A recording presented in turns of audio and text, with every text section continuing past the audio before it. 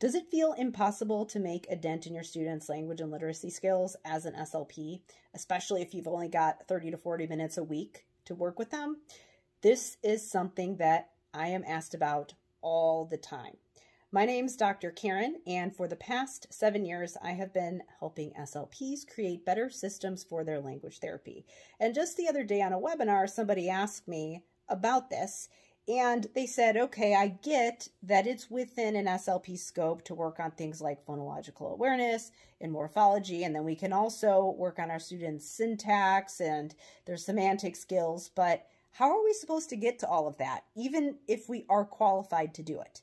And so my answer to the question of can we make a dent is yes, you can, but not the way that you think.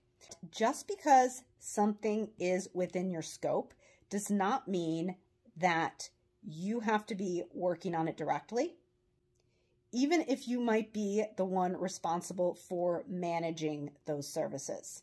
So if you are an SLP and you feel like you don't know where to start with language therapy, you're confused about goals, you don't know how to sequence skills, you feel like you're kind of just grabbing random activities and jumping around and there's not really any clear strategy, the number one thing you can be doing right now is coming up with your own system for direct therapy. Now, I know I just said that your role can extend beyond direct therapy, but the place that you start is getting really clear on what your system is, because what that enables you to do is ensure that you are providing high quality intervention for your students when they are directly seeing you. It also allows you to get really clear on what the big picture of good language intervention can look like. And then what you can do when you're clear on what you're doing is that you can start to coach and consult other people on your team.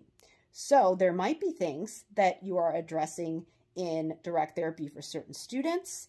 And for some students, you might be consulting with another teacher who's doing some intervention, but you're still involved with that case. That might look different case by case, but when you get clear on your system and how that looks, it's going to streamline your process, make your planning more efficient, and make your therapy much more effective. It's also going to position you as a trusted leader in your building. And eventually, when you get really clear on what you're doing, it's going to help you take what you're doing in therapy and multiply the impact that you have, because you are not just sharing your knowledge with your students, you're sharing it with the other people on your team. But before you can even get to that point, you have to get clear on what your system is. And I show SLPs how to do this by teaching them a 5-component system for building their students' vocabulary so that they are supporting the underlying language skills students need to support solid comprehension that's going to boost their reading skills, their writing skills, and really going to support their academic performance as well as their executive functioning skills.